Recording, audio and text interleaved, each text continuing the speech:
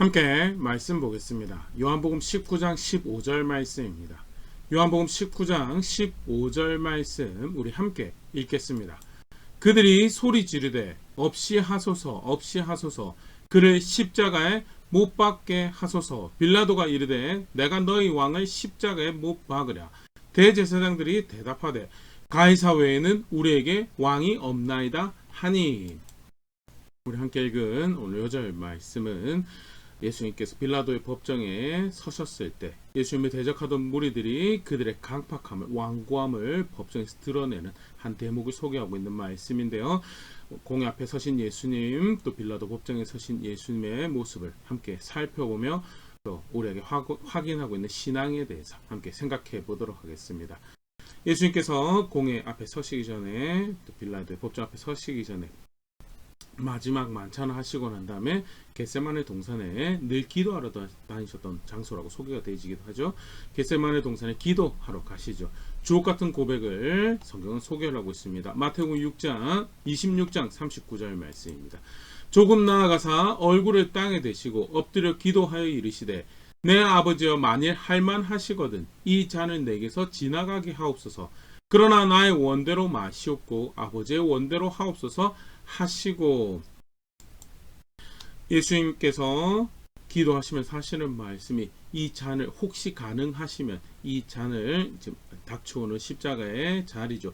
그 자리를 지나가게 해달라고. 거룩하신 하나님의 진노 앞에 서는 것은 무엇보다 그 어미하신 거룩함을 알고 계신 예수님 입장에서는 굉장히 끔찍한 일이었죠. 그럼에도 불구하고 예수님의 거룩은 나의 원대로 하지 마시옵고 아버지의 원대로 하시옵소서. 그렇게 순전하게 하나님 뜻을 이루시기 위해서 십자가로 향하시는 예수의 모습을 다시 분명히 확인을 할 수가 있고요. 그리고 기도하신 후에 배신의 입맞춤으로, 유다의 배신의 입맞춤으로 공에 끌려가시게 됩니다. 근데 굉장히 흥미로운 것은요, 공에 군인들을 동원하여서 공에 끌려갔는데 마가복음 14장 55절 56절 대제사장들과 온 공회가 예수를 죽이려고 그를 칠 증거를 찾되 얻지 못하니 이는 예수를 쳐서 거짓 증언하는 자가 많으나 그 증언이 서로 일치하지 못함이라. 예수님을 죄인이라고 해서 기습적으로 예수님을 잡아옵니다. 그리고 공회 회의를 열어서 일종의 자기식의 재판이죠. 백성들 앞에서 그를 정죄하는 그런 행위를 하는데 보다 확실하게 그를 정죄하기 위해서 거짓 증언하는 자들까지 동원을 하는데 죽일 만한 증거를 만들지 못해, 죽일 만한 근거를 만들지 못하였다라는 것이 성경에서 확인하고 있는 모습이죠. 그럼 어떻게 예수님을 죽일 만한 근거를 만들게 되었는가? 누가복음 22장 70절 72절에 이렇게 소개하고 있습니다. 다 이르되 그러면 네가 하나님의 아들이냐 대답하시되 너희들이 내가 그라고 말하고 있느니라. 그들이 이르되 어찌 더 증거를 요구하려 우리가 친히 그 입에서 들었노라 하더라 합니다. 억지로 이제 예수님의 입에서 하나님의 아들이라는 고백을 하도록 유도를 하고 그 고백을 근거로 예수님을 정죄하여서 죽이는 그 자리에 이른 정황을 볼 수 있고요. 그 외에 예수님 실제로 하나님 아들이시죠. 하나님 아들이라는 그 사실로 죽게 되었다. 그거 외에는 예수님을 죽게 만들 만한 근거가 하나도 없었다라는 거예요. 실제로 하나님 아들이기 때문에 죽어야 되는 그 이유를 가지고 빌라도 법정에 갔을 때 빌라도도 예수가 그들에 끌려온 이유가 그들이 무고한 자에 대해서 시기로 그들의 그릇된 마음으로 예수님 넘겨줬다는 것을 발견합니다. 마태복음 27장 18절 이는 그가 그들의 시기로 예수를 넘겨준 줄 알미더라. 시기라는 것은 내 거가 아닌 것에 대해서 내 거인 척하는 자세를 가지고 욕심을 가지고 내 거가 아닌데, 질투랑 시기를 그렇게 구분을 하죠. 질투는 내 거기 때문에 내가 빼앗기지 않으려고 거기에 대해서 보여주는 열정이나 자세를 그걸 질투라고 한다면요, 시기는 내 거가 아닌데 내 거인 척 하기 위해서 가지는 열정과 자세를 이야기하는 거예요. 하나님 아들이 오셨으면 하나님 아들이 권위를 가지고 존경을 존중을 받으셔야 되는데, 그가 영향력을 가지셔야 되는데 공회원들이 종교 지도자에 그걸 원하지 않죠. 그들이 시기하였고, 그래서 갈수록 예수가 인기를 얻고 사람들이 그를 따르는 것을 견딜 수 없고 제거하는 목적에서 시기라는 이유로 예수님을 넘겨주었다라는 것이 성경에 소개하고 있는 바고요. 공회에서 확인한 바는 예수님은 죽임당할 만한 죄가 없다라는, 빌라도 법정에 서셨을 때도 동일한 정황이 펼쳐집니다. 요한복음에서 무려 요한은 3번에 걸쳐서 그 고백을 기록을 하고 있습니다. 먼저 2번은 빌라도가 예수님을 신문하고 난 다음에 하는 이야기인데요. 요한복음 18장 38절 말씀. 빌라도가 이르되 진리가 무엇이냐 하더라. 이 말을 하고 다시 유대인들에게 나가서 이르되 나는 그에게서 아무 죄도 찾지 못하였노라. 빌라도가 예수님을 첫 번째 신문하고 대중들에게 나와서 하는 이야, 그를 고소한 이들에게 나와서 하는 이가 나는 아무 죄도 찾지 못했다를. 요한복음 19장 4절 두 번째 신문 후에 빌라도가 하는 이야기인데요. 빌라도가 다시 밖에 나가 말하되 보라 이 사람을 데리고 너에게 나오니 이는 내가 그에게서 아무 죄도 찾지 못한 것을 너희로 알게 하려 함이로라 하더라. 두 번이나 신문을 했는데 나는 그에게서 아무 죄도 찾지 못했다. 그럼에도 불구하고 무리가 요구합니다. 종교 지도자들이 고소한 이들이 요구합니다. 그를 정죄하고 그를 죽이라고. 그런 상황에서 다시 한 번 더 빌라도가 이야기하죠. 요한복음 19장 6절 대제사장들과 아랫사람들이 예수를 보고 소리질러 이르되 십자가에 못 박으소서 십자가에 못 박으소서 하는지라.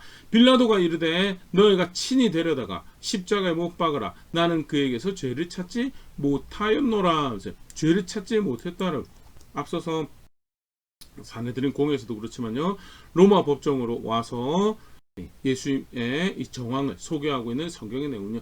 예수님이 죄가 있어서 죄인으로 정죄당해서 죽었지만 실제로 죄가 있어서 죽임당한 것이 아니었다는. 그럼 무엇 때문에 죽임당했는가? 우리 1차적으로 살펴봤죠. 공회원들의 종교 지도자들의 그릇된 시기, 자기 것이 아닌데 자기 것이냐 욕심 부리고 있었던 그런 욕심에 의해서 죽임당했고, 두 번째는 예수님 분명히 죄를 찾지 못했으면 판관으로서 책임을 가지고 있던 빌라도가 그를 풀어야 되죠. 그럼에도 불구하고 여러 지금 영향력 있는 사람들이 예수의 죽음을 요구를 하고 그들의 비위도 맞춰야 되겠다는 그 빌라도의 욕심이 있죠. 그래서 빌라도가 자기 책임을 어떻게 해서든 지지 않기 위해서 노력을 합니다. 누가복음 23장 7절 헤롯의 관할 하에 속한 줄 알고 헤롯에게 보내니 그때 헤롯이 예루살렘에 있더라. 나사렛 출신 예수님이라고 그렇게 성경을 소개하고 있죠. 당시 나사롯의 행정적인 책임을 맡고 있던 사람이 분봉왕 헤롯이었고요. 그래서 예수님을 정죄하는 것이 내가 해야 될 일이 아니고 저 헤롯 관할하에 있는 사람이니까 헤롯에게 데리고 가라라고 자기의 책임을 피하려고 하는 총독의 모습을 보여주고, 헤롯도 예수님을 정죄하기를 거절하니까 무리들이 다시 예수님을 로마 법정으로 데리고 옵니다. 애써 자기 책임을 회피하려고 했는데 그것이 실패로 돌아가자 빌라도가 그 다음에 선택했던 것이 어느 정도 타협점을 찾습니다. 무죄하면 자기 책임하에 풀어줘야 되는 건데 무죄함에도 불구하고 정죄하는 것을 요구하는 무리들 앞에 타협할 구석을 찾고요. 누가복음 23장 16절 그러므로 때려서 놓겠노라. 죄가 없는 인데 그 어떤 죄를 자기 찾지 못했다라고 하는데 그럼에도 불구하고 무리가 요구하고 그러면 내가 이 사람에게 혼쭐을 내줄 테니까 그걸로 너네가 참으라라고 타협안을 제시를 하죠.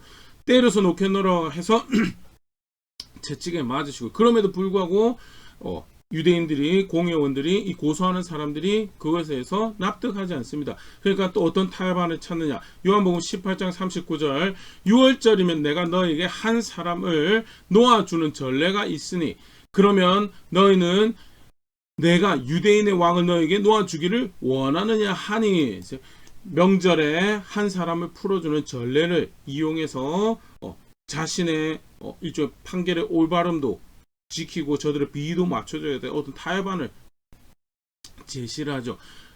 그래서 이렇게 해서 예수를 풀어주면 되겠다라는 것이 빌라도의 아이디어인데 오히려 무리는 더 흉악한 범죄자인 바나바를 풀어달라고 요구를 하고, 그렇게 해서 빌라도가 다시 정직하게 자기 판결을 내려야 되는 그런 상황에 이르게 되죠. 그때 빌라도가 보여줬던 모습이 뭐냐. 마태복음 27장 24절 빌라도가 아무 성과도 없이 도리어 밀란이 나려는 것을 보고 물을 가져다가 무리 앞에서 손을 씻으며 이르되 이 사람의 피에 대하여 나는 무죄하니 너희가 당하라 라고. 성경에 기록된 표현이 그렇습니다. 아무 성과도 없이 불의하게 책임을 모면하려고 했고 타협해보려고 했는데 자기가 시도했던 방법들이 아무런 성과를 만들어내지 못해요. 그리고 나서 하는 짓이 뭐냐? 나는 이 사람의 죄에 대해서, 이 사람이 흘리는 피해에 대해서 나는 무죄하다, 상관이 없다라고, 너희가 다 당하라라고 하는, 책임을 누가 맡고 있죠? 책임을 자기가 책임 맡은 자가 빌라도였죠. 그러나 결국 예수님 십자가의 판결을 사형의 판결을 낸 것은 빌라도의 무책임함에 의해서, 빌라도의 불의함에 의해서 판결을 낸 거예요. 그런 상황에서 나는 무죄하다라고 손 씻는 것은 아무런 의미가 없죠. 예수님 분명히 공회 앞에서의 모습에서도 그렇고요, 빌라도 법정에서도 모습에서도 그렇고요, 복음서에 소개하고 있는 예수님의 이 사형 판결의 십자가형은 죄가 없으시니까 죽임을 당한 거다라는 거. 그러면 죄가 없는데 어떻게 그는 그렇게 죽게 되었는가에 대해서 신학적으로 하나님 앞에서 죄 없으신 하나님의 아들이 우리의 죄를 지고 죽으신 사건이다라는 것이 성경에서 확인하는 바죠. 고린도후서 5장 21절 말씀입니다. 하나님이 죄를 알지도 못하신 이를 우리를 대신하여 죄로 삼으신 것은 우리로 하여금 그 안에서 하나님의 의가 되게 하려 하심이라. 죄를 알지도 못하신 이를 우리를 대신해서 우리의 죄를 대신 지시게 하시기 위해서 죽으신 것이다라는 것. 이사야 53장 6절에 실제로 그 약속을 먼저 주셨었죠. 우리는 다 양 같아서 그릇 행하여 각기 제 길로 갔거늘 여호와께서는 우리 모두의 죄악을 그에게 담당시키셔서 그는 우리의 죄를 담당하고 죽으신 것이지 그가 죄인으로 죽으신 것은 아니다라는 거예요. 실제로 자기가 죄가 있어서 죽으신 것은 아니다라는, 법정 앞에서 판결 앞에서의 사건은 그 사실을 무엇보다 분명하게 확인을 하고 있죠. 베드로전서 2장 24절, 친히 나무에 달려 그 몸으로 우리 죄를 담당하셨으니 이는 우리로 죄에 대하여 죽고 의에 대하여 살게 하려 하심이라. 그가 채찍에 맞음으로 너희는 나음을 얻었나니. 우리 죄를 담당하시는 죽음을 죄 없으신 하나님의 아들이 담당하신 것이다 라는 것이 오늘 우리가 살펴본 내용에도 분명히 확인이 되죠. 그러나 동시에 그 당시 정황에서 그를 죽음으로 몰아넣게 한 또 다른 모습이 있더라는, 그게 뭐죠? 종교지도자들, 공회원들의 시기가 있었고 빌라도의 불의함이 있었다. 때때로 사실 이 시기라는 것, 또 공정하지 않는, 정의롭지 않은 판결을 만든다는 것, 인생의 모습을, 인생한 단면으로 그냥 지나칠 수 있는 모습으로 가볍게 생각합니다. 사실 그러나 오늘 이 장면에서 실제로 하나님의 아들을 대적하고 죽게 만든 죄된 모습이 뭔가라고 할 때 바로 그 시기죠. 자기 것이 아닌 것을 자기 것이냐. 그것이 다양하게 있을 수 있습니다. 소유에 대한 것도 있고, 오늘 같은 경우에는, 예수님 같은 경우에는 일종의 명예나 영향력이죠. 또 시간 같은 것도 될 수 있고, 그 시기가 사실은 끔찍하게 하나님을 대적하는 것이고 하나님의 아들을 대적하는, 죽게 만드는 그런 끔찍한 범죄였다는 것. 더불어서 공정하지 않는 판결, 정의롭지 않는 판결, 어떻게 해서든 비위 맞춰서 타협하려고 하는, 그것도 시기와 더불어서 또 다른 인생의 한 모습으로, 그냥 다들 그렇게 사는데 뭘 그렇게 심각하게 생각하냐라고 생각할 수 있는 모습이지만 실제로 사실 그것이 하나님 아들을 죽게 만든 대표적인 범죄의 모습이었다는, 불의한 것, 공정한 것을 말하고 판결해야 되는 사람이, 그 책임이 있는 사람이 공정한 것을 정의로운 것을 저버리는 것, 거기에 대해서 애써 외면하고 그 입술을 침묵함으로 거기 동조하는, 거기에 타협해버리는 모습이면 그게 하나님 아들을 죽게 만든 심각한 범죄였다는 것. 사실 모든 죄가 시기나, 대표적인 범죄의 모습이죠. 시기나 불의함 말고도 모든 죄가, 우리 앞서 살펴봤던 유다의 탐심도 그렇고요. 그 죄가 뭐냐, 하나님을 대적하고 하나님을 죽게 만드는 또 분명한 한 모습이었다는. 로마서 8장 7절에서 8절, 육신의 생각은 이 하나님과 원수가 되나니 이는 하나님의 법에 굴복하지 아니할 뿐 아니라 할 수도 없음이라. 육신에 있는 자들은 하나님을 기쁘시게 할 수 없느니라. 육신의 생각을 쫓아서 결정하고 그것이 마치 지혜인 것처럼 스스로 속이고, 다들 그렇게 살고 그렇게 해서 이 땅에서 이익을 만들고 행복을, 마음의 만족을 바랄 수 있습니다. 아니요, 그것은 하나님의 법에 굴복하지 않는 모습이고 하나님의 법에 따르지 않고 순종하지 않는 모습이고 결과적으로 하나님 기쁘시게 할 수 없는 심각한 범죄. 그리고 그게 결국 그 모습이 뭐냐? 하나님 아들을 죽게 만든 모습이었다. 실제로 그런 범죄에 대해서 가벼운 마음을 가지고 있는 것은요, 기회가 주어지지 않아서 그렇지 언제든지 대제사장의 자리에 설 수 있는 것이고 빌라도의 자리에 설 수 있는, 유다의 자리에 설 수 있는 모습이다라는 것, 다시 오늘 이 사건 안에서 분명히 확인할 수 있는데요. 죄 없으신 하나님의 아들이 죄 때문에 죽었다라는 것, 그것은 두 가지 의미를 가진, 그가 죄가 없으시면 우리 죄를 대신하고 죽으셨고 그 사실이 법정에서 분명히 확인되었다. 더불어서 죄가 없으신 그가 죄 때문에 죽었다라는 것은 바로 아주 가볍게 생각하는 육신의 생각을 쫓아 살아가는 그 모습이 하나님을 얼마나 심각하게 대적하느냐라는 것을 확인하는 그런 모습이었다. 정말 안타까운 인생의 모습을 다시 확인하는 그런 장면인데요. 오늘 말씀 앞에 다시 정직하게 돌아볼 수 있으면 좋을 것 같습니다. 죄 없으신 하나님 아들이 나의 죄를, 우리 죄를 대신 지시고 죽으셔서 그 안에 참된 용서가 되어지고 진정한 자유가 주어진다는 것, 놀라운 은혜 한 장면이죠. 그러나 그 이면에는 그 죄라는 것이 얼마나 하나님을 대적하던가라는 것을 다시 분명히 확인할 수 있는데요. 나는 어떻게 신앙을 고백하고 있는지, 구원자를 믿는다라고 하는데 실제로 얼마나 나의 삶의 모습에서는 육신의 생각을 쫓아서 아무렇지도 않게 하나님의 아들을 대적했던 모습들을 답습해가고 있는 그런 상황은, 그런 상태는 없지 않는가 한번 돌아볼 수 있으면 좋을 것 같고요. 하나님의 아들을 믿는다는, 하나님의 아들을 안다라는 것은 어떻게 해서든 그 구원하신 은혜를 기뻐하며 감사하며 그가 걸어라고 하신 걸음들을 걸어가는 것, 그것 말고는 없다라는 사실.